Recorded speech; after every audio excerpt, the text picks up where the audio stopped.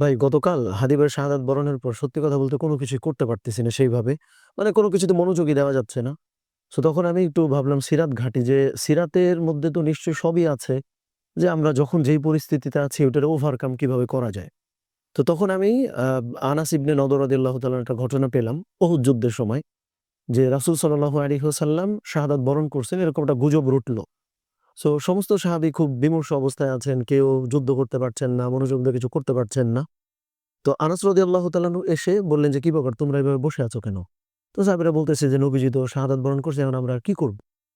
তখন দেখেন সেইম ঘটনা, তারা যেখানে বিমর্ষ হয়ে কোনো কিছু করতে পারতেছেন না, সেইখানে আনাস রাদিয়াল্লাহু তাআলা আনহু কিন্তু একটা ডিফারেন্ট রিঅ্যাকশন দিলেন। যেই কারণে, যেই মিশনের কারণে নবীজি মারা গেছেন, শাহাদাত বরণ করছেন, ওইটা তো আমাদের এখন আরো ভালোভাবে করা উচিত। জীবন আমরা রাইখে কি আমরাও জীবন দিয়ে দিব।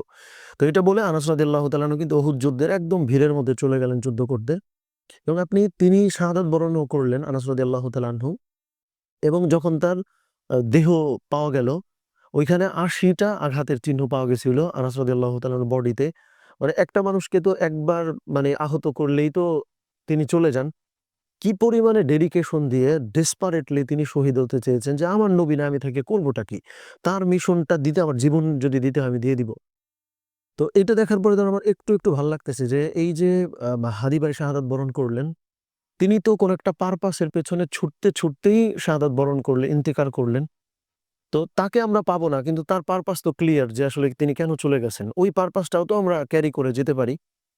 তো এইটা মানে ঘাঁটতে তখনও আমার আরো এক্সপ্লোর করলাম আরো বেশ কিছু জিনিস, যে হাদী ভাই চাইলে তো পলিটিক্যাল পার্টি ফর্ম করে ইনকিলাব পার্টি করতে পারতেন। তিনি কিন্তু এমপি ইলেকশনও করছিলেন। বাট তিনি ফর্ম করছেন কালচারাল সেন্টার, ইনকিলাব কালচারাল সেন্টার। তার মানে হাদিবার মূল ফাইটটা কিন্তু খেয়াল করেন পলিটিক্যাল পার্টির বিরুদ্ধে ছিল না। কোনো সময় হাদিবের ফাইট পলিটিক্যাল পার্টির বিরুদ্ধে ছিল না।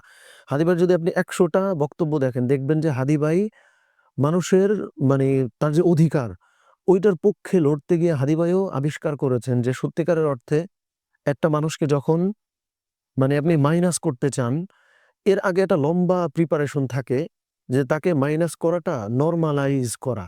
যে তারে মেরে ফেললে সমাজ এটা খুব নরমালি গ্রহণ করবে। এই জিনিসটা কিন্তু পুরো জিনিসটা করতে হয় কালচারালি, যে সংস্কৃতি দিয়ে একটা গ্রুপ অফ পিপলকে সমাজ থেকে ফেলে দেওয়া যায়। এই নরমালাইজ করার পরে তখন তারে মাইনাস করলেও সমাজের মানুষের খুব নেগেটিভ কোনো রিঅ্যাকশন আসে না। যেমন হয় দেখেন, আমি মানে গতকাল তো অনেক ভাঙচুর হয়েছে বা অনেক কিছু হলো। তো ওইখানে আমি খুব শকড হইছি একটা জিনিস দেখে, যে গত ৭ দিন ধরে মানে হাদী ভাই গুলিবিদ্ধ হওয়ার পর থেকে ৭ দিন ধরে কিছু মানুষের প্রোফাইলে কোনো পোস্ট নাই হাদী ভাইকে নিয়ে।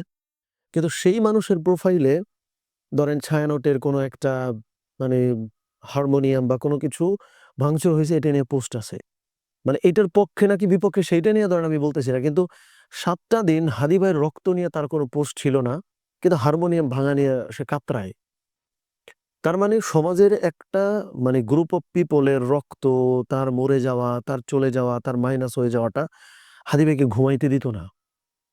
যেই কালচার সমাজের একটা শ্রেণীকে এতটা হত্যাযোগ্য, এতটা মানে এরা সমাজের কিছুই না। এরা সমাজের হচ্ছে মানে আ মানে নিগৃহীত জনতা, যাদের কোনো মূল্য নাই। এরা চলে গেলেই বরং ভালো। তা হাদী ভাইয়ের মিশন ছিল ওই মানুষগুলোকে সমাজের জন্য প্রাসঙ্গিক করে তোলা। এই কারণে আপনি হাদী ভাইয়ের প্রতিবাদগুলো অন্য যেকোনো মানুষের থেকে আলাদা। যেমন কাজী নজরুলের একটা কবিতা আছে না, যে আমি হুবহু বলতে পারবো কিনা আমি জানি না।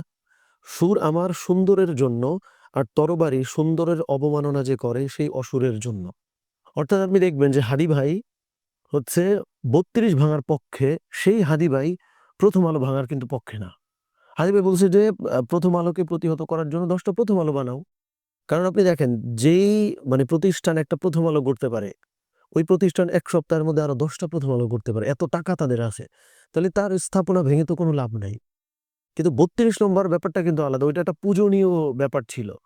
তাহলে হাদী ভাই প্রত্যেকটা সিচুয়েশন এইভাবে ডিল করতে পারতেন, যে প্রতিবাদগুলো তার এত কাব্যিক ছিল, যে কাকে কিভাবে প্রতিহত করাটা প্রাসঙ্গিক, ফলপ্রসূ এইভাবে হাদী ভাই করছেন। তো মূল ব্যাপার এইটাই, যে উহুদ যুদ্ধে আনাস ইবনে নদর রাদিয়াল্লাহু তাআলা আনহু নবীজির মিশনটা ক্যারি আউট করতে গিয়ে শাহাদাত বরণ করছেন। নবীজির মিশন ছিল তাওহীদ প্রচার। অন্যান্য সাহাবীরা বিমর্ষ হয়ে পড়ে আছেন। তাইলে হাদী ভাইয়ের শাহাদাত বরণের করার পরে আমরা অনেকে আমাদের মানে মানসিকভাবে আমরা ভেঙে পড়ছি। এই ব্যাপারটাই না হোক। এটা তো ফিলিং, এটা তো অনুভূতি। বাট আমরা যেন আনাস ইবনে নদরের মতো অ্যাকশন নিতে পারি যে হাদী ভাইয়ের তাইলে মিশন কি ছিল? কালচারালি মানুষকে সমৃদ্ধ করা, মানুষকে প্রাসঙ্গিক করে তোলা। যেইভাবে প্রতিবাদ করলে মানুষের অধিকার আসে, তার কাছে এমপি ইলেকশনটা ভাই এখন আমার অবজারভেশন কি বলে আপনারে বলি। হাদী ভাইয়ের কাছে এমপি ইলেকশনটা ছিল তার স্বপ্ন পূরণের ছোট্ট একটা টুল মাত্র। মূল তার পলিটিক্যাল পার্টি সে বিশাল রাজনীতিবিদ হবে এরকম না। তো আমরা ওই হাদী ভাইয়ের ওই মিশনটা যেন ক্যারি আউট করতে পারি। ইনকিলাব কালচারাল সেন্টারের যে মিশন, ভিশন আমরা ধরেন যে যেই রোলে আছি। আমি শিক্ষক হইতে পারি, আমি অ্যাক্টর হইতে পারি, অ্যাক্ট্রেস হই, গায়ক হই, যাই হই না কেন। প্রত্যেকটা মানুষের আমি মনে করি যে কালচারালি তারে যেই মানুষগুলো ফলো করে, ওই মানুষগুলোকে সে যেন হাদীময় করে তুলতে পারে। এটাই আমার মনে হয় যে হাদী ভাইকে বহন করে চলা হবে। তাইলে ওই যে সাহাবীদের মানে ২ টো গ্রুপের ২ টো রিঅ্যাকশন আমরা আনাস ইবনে নদরের দলে চলে যেতে পারবো। নবীজিকে ক্যারি আউট করে চলে যেতে পারবো। এটাই আমার মনে হয় যে হাদী ভাইকে বাঁচিয়ে রাখা। অন্যথায় কি হবে? এটা আমাদের খালি অনুভব করা হবে, ফিল করা হবে। তো এটাই অনেক লম্বা কথা মনে হয় বলা হয়ে গেল। আল্লাহ সুবহানাহু ওয়া তাআলা আমাদেরকে হাদী ভাইকে বয়ে চলার তৌফিক দান করেন। তার যেই কালচারাল যেই মানে রিফর্ম তিনি করতে চেয়েছেন ওটা আমাদেরকে ক্যারি আউট করার মধ্য দিয়ে।